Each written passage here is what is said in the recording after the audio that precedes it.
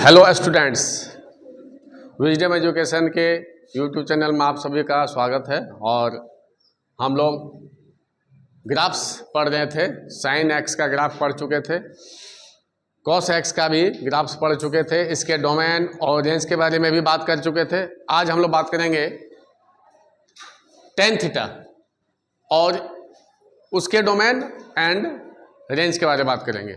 तो लिखते हैं हम लोग ग्राफ ऑफ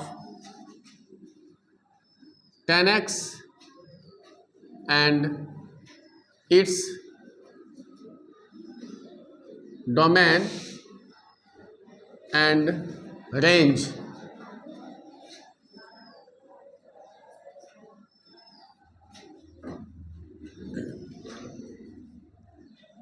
ये है। तो इसके लिए हमको एक टेबल बनाना होगा। टेबल बनाते हैं हम।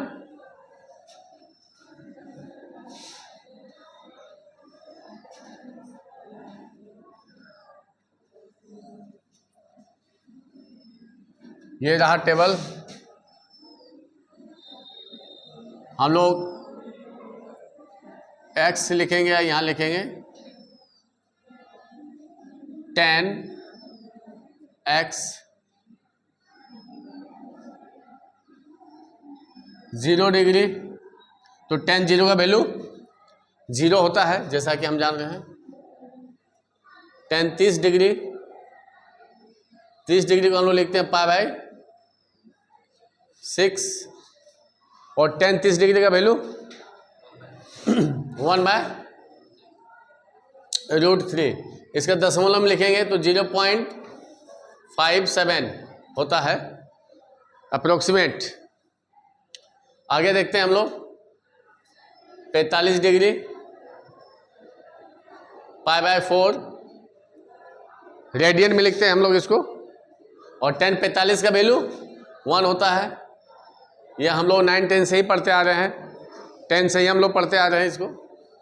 अब आता है 60 डिग्री। 60 डिग्री को हम लोग लिखते हैं π/3 और tan 60 का वैल्यू होता है √3। और इसको यदि हम दशमलव में बदलेंगे तो 1.732 लिख सकते हैं, लेकिन अब ये अप्रोक्सीमेट की जरूरत है। फिर आगे हम लोग चलते हैं 90 डिग्री यानी π/2। तो tan 90 का डिग्री सबको मालूम है। tan 90 की डिग्री कितना होता है?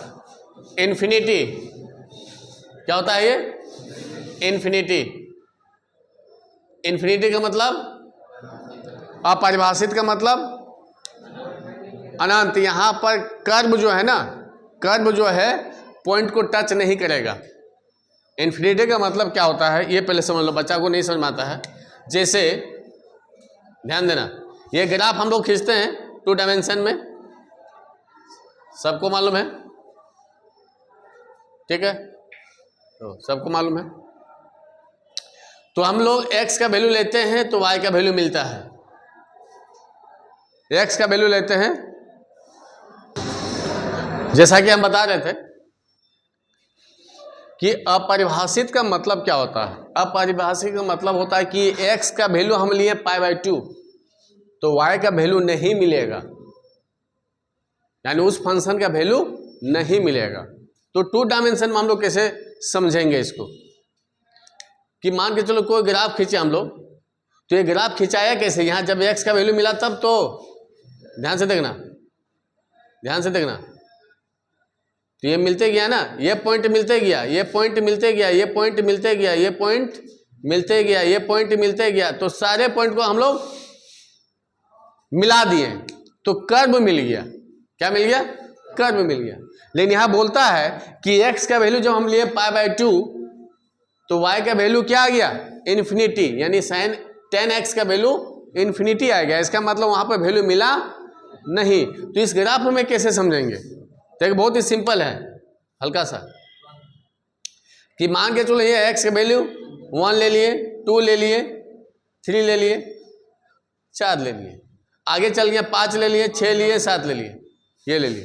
तो मान के चलते हैं कि जब हम x का वैल्यू ले लिए 3, x का वैल्यू ले लिए 3, ध्यान से देखना, x का वैल्यू ले लिए 3। अब मान के चलो फंक्शन मेरा y बराबर 1/x-3 है, दिखाई दे रहा है सबको? हम फंक्शन का वैल्यू क्या मान लिए? 1/x-3। अब बता तो हम x बराबर क्या लिए? 3 लिए, तो इसका वैल्यू बैठा 1/3 - 3, x का सामने क्या बैठ गया? 3, तो क्या हुआ? 1/0। तो ये याद रखना कि एनी नंबर, ऊपर में एनी नंबर और नीचे कोई जीरो, तो वो हमेशा अपरिभाषित होता है। इन्फिनिटी इसी को बोलते हैं। तो ये आ गया क्या? इन्फिनिटी। इसका मतलब y का वैल्यू मिला नहीं। तो जब y का वैल्यू नहीं मिला ना, इसका मतलब क्या हुआ? वहां ग्राफ जो है वहां कटिंग नजर आएगा। ग्राफ कहां पे कट नजर आएगा? 3 पर। तो जहां मेरा 3 है, देखो यहाँ पे एक कट मिलेगा। इसका मतलब यहां तक y का वैल्यू मिला, यहां तक y का वैल्यू मिला, लेकिन यहां पर y का वैल्यू नहीं मिला। x का वैल्यू तो मिला, तो x के वैल्यू जब मिला तो ये ग्राफ आगे निकलेगा, लेकिन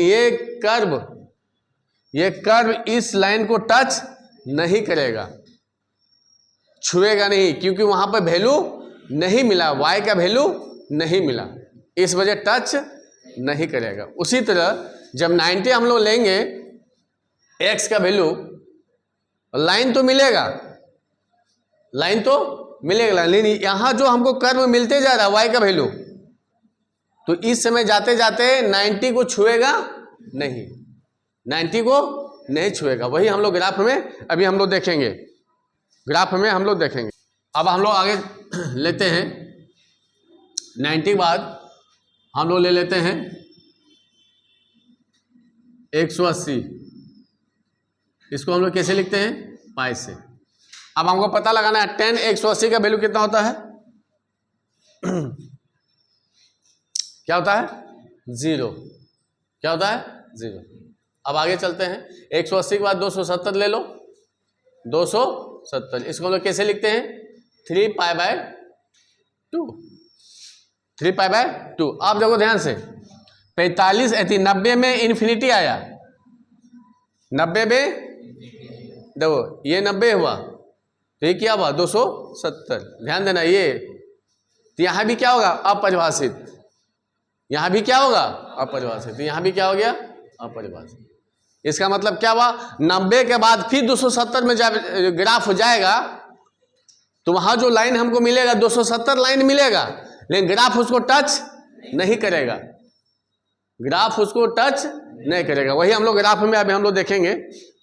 फिर आगे चलते हैं, 270 के बाद वो ले लेते हैं 360, यानी 2π। 2π में यानी 10 2π का वैल्यू क्या हो जाएगा? 0। क्या हो जाएगा? 0। ठीक है, ये तो हमको मिल गया। अब इसको हम लोग ग्राफ में प्लॉट करेंगे। क्या करेंगे? इसको ग्राफ में प्लॉट करेंगे। अब हम लोग ये सारे जो पॉइंट हमको मिला है, इसको हम लोग 2 डायमेंशन में प्लॉट करेंगे और ग्राफ खींचेंगे।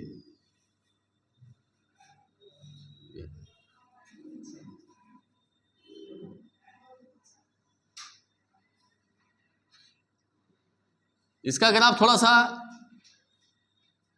हल्का फुल्का पेचीदा है, थोड़ा कठिन है बनाना।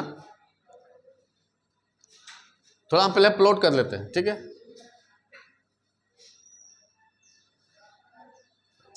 तो 90 को लेके चलो, तब थोड़ा आसान होगा।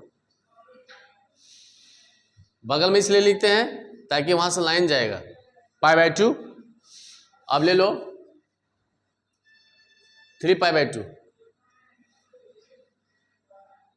उसके बाद ले लो 2π, और यहां तो 0 है ही, ठीक है। अब ध्यान देना, जब 0 लिए तो 10x का वैल्यू क्या आया? 0। जब 0 लिए तो 10x का वैल्यू 0 आया। इसका मतलब कहाँ ये पॉइंट मिला? ओरिजिन। कहाँ मिला? ओरिजिन। ठीक है, आगे चलते हैं। जब 30 डिग्री लिए, x का वैल्यू जब 30 लिए, तब वैल्यू कितना आ गया? 0.5। 0.5। अब यदि इसको हम लोग मान लेते हैं 1, -1, तो 1 यानी y का वैल्यू आया ना 1, सॉरी y का वैल्यू आया ना 0.5। तो बताओ 0 से लेकर 1, 0.5 कहाँ आएगा? बीच में आएगा ना? नहीं समझ में आया? बीच में आया। तो उसमें एंगल कितना लिए हम? 30। एंगल कितना लिए? 30। तो मानिए 0 डिग्री ले लिया, जिसको हम क्या ले लिए? 30 डिग्री, π/6। आए समझ में?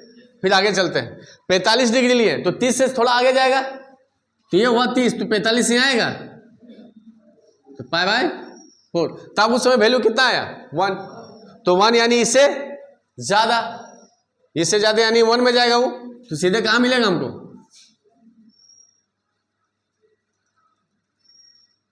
यहाँ मिलेगा। एक वो यहाँ मिला, एक वो यहाँ मिला। अब आगे चलते हैं। 45 के बाद आएगा 60, तो 45 के बाद यहाँ आएगा 60, π/3। तब वैल्यू कितना आया? 1.732, यानी एक से ज्यादा, एक से ज्यादा यानी ऊपर जाएगा, यानी और ऊपर जाएगा। नहीं है, देखना ध्यान से, ऊपर।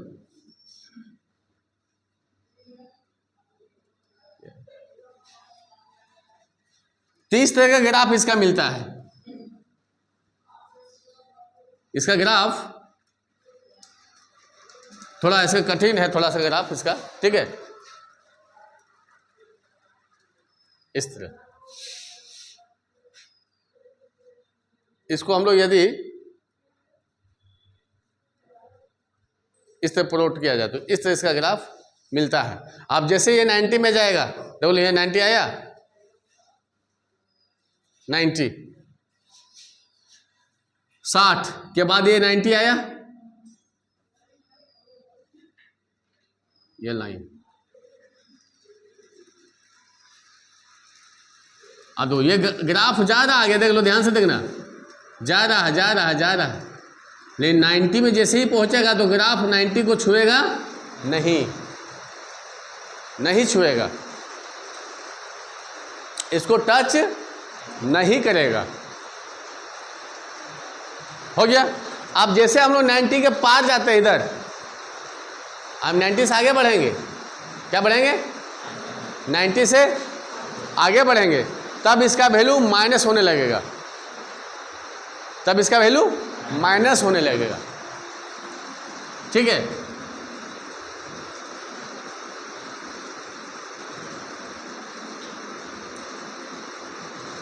चलो 90 के पास जैसे ही जाएगा, 90 के पार, तब इसका माइनस वैल्यू क्या होने लगेगा?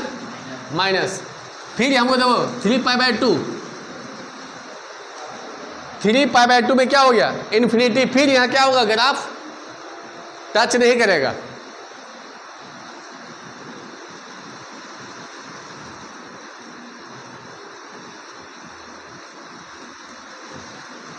और उसके बीच में क्या यहाँ मिला हमको? पाई। क्या मिला? अब पाई में वैल्यू कितना है? 0। पाई में वैल्यू 0 आ गया नहीं यहाँ, ठीक है। फिर ये पाई से क्या होगा?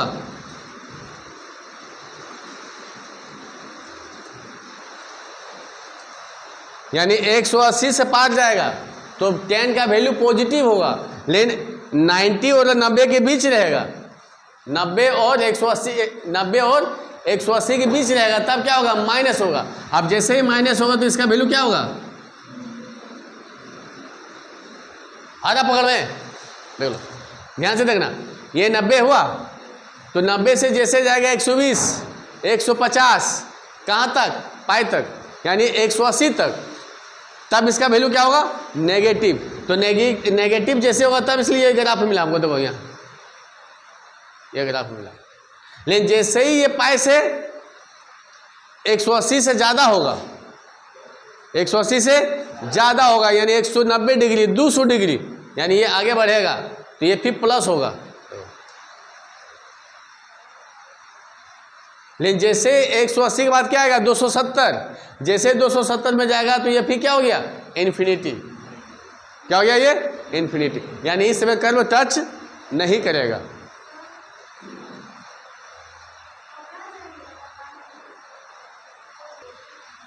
अब इसी तरह हम लोग पॉजिटिव एंगल के लिए लिए, हम लोग नेगेटिव एंगल के लिए भी ले सकते हैं। तब उस समय क्या हो जाएगा, देख लो ध्यान से, 0 डिग्री 90 डिग्री, तो इधर क्या हो जाएगा -90 डिग्री। फिर क्या होगा -पाई, फिर क्या होगा -3 पाई/2। ठीक है। अब जैसे ही हम लोग आगे बढ़ेंगे, जैसे हम लोग आगे बढ़ेंगे, यानी देखना ध्यान से, 0 से इधर जैसे आएंगे नेगेटिव में, 0 से जैसे नेगेटिव में आएंगे तो इसका मतलब tan -थीटा, tan -थीटा क्या होता है -tan थीटा। ध्यान देना, tan -x बराबर क्या होगा -tan x। अब जो भी हम लेंगे एंगल यहाँ माइनस में, वो अब उसका आगे क्या हो जाएगा माइनस आ जाएगा, सारा वैल्यू क्या हो जाएगा माइनस में। मैंने इधर जो मिला था प्लस में, सब आ जाएगा इधर माइनस में। इसका मतलब ये ग्राफ जो ऊपर गया अब कहाँ जाएगा, नीचे आएगा। कहाँ आएगा, नीचे। आप देखो ये नीचे आएगा।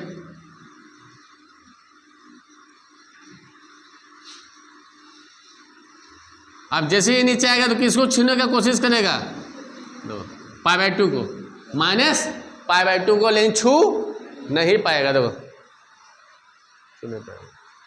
अब फिर जैसे ही -π/2 से आगे बढ़ेगा, -π/2 से आगे बढ़ेगा, -π में गया तो -π, यहाँ देखो पाई का वैल्यू कितना आया है 0, तो -π का वैल्यू क्या हो जाएगा 0, क्या आ जाएगा 0, ये मिला 0।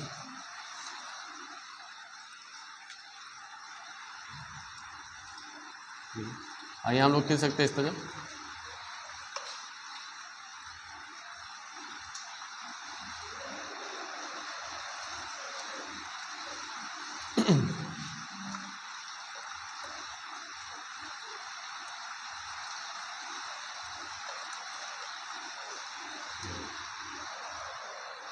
ये ग्राफ मिला। इसका मतलब क्या हुआ कि -π/2 से जैसे आगे बढ़ेगा तो उस समय y का वैल्यू क्या हो जाएगा पॉजिटिव, लेकिन जैसे -π से आगे बढ़ेगा तो फिर क्या होने लगेगा नेगेटिव, तो उस समय नीचे मिल गया ग्राफ। यहाँ से लेके यहाँ तक पॉजिटिव, फिर जैसे यहाँ से आगे मिलेगा तो क्या हो गया नेगेटिव, तो ये ग्राफ हुआ। अब इससे हमको क्या पता चला, अब हमको इसके डोमेन और रेंज को लिखना है। जैसे कि हम लोग जान रहे हैं कि 90 में ये डिफाइंड नहीं हो रहा है, 3π/2 में डिफाइंड नहीं हो रहा है। इसके मतलब क्या हुआ, -π/2 में भी डिफाइंड नहीं हो रहा है, -3π/2 में भी डिफाइंड नहीं हो पा रहा है। इस वजह से इस रियल लाइन से हमको ये सारे पॉइंट को हटाना पड़ेगा। तो हटाने का क्या सिस्टम है, तो इसको हम लोग ऐसे लिखते हैं, द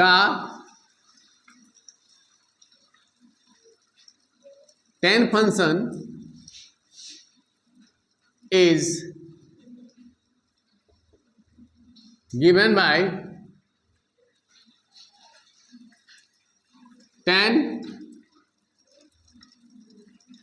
रियल नंबर। ये पूरे रियल नंबर है, पूरा रियल नंबर, लेकिन उसमें से कुछ पॉइंट डिफाइंड नहीं हो रहा है, कुछ पॉइंट में डिफाइंड नहीं हो रहा है, तो रियल लाइन से उसको हटा देंगे।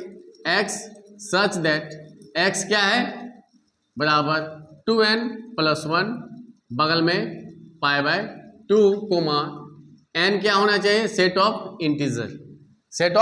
इंटीजर, यानी रियल लाइन से इस पॉइंट को हम लोग हटा दिए जहां पर डिफाइंड नहीं हो रहा था। लेकिन पता चला कि ये लाइन हमको कहां तक मिलेगा +∞, और ये लाइन कहां तक मिलेगा -∞, जिसको हम लोग बोलते हैं रेंज। इसका मतलब क्या हो गया, इसका रेंज कितना हो गया रियल नंबर, क्या हो गया रियल नंबर हो गया। तो इस तरह का हम लोग tan फंक्शन को डिफाइन कर सकते हैं। ये इसका डोमेन हो गया और ये इसका रेंज हो गया।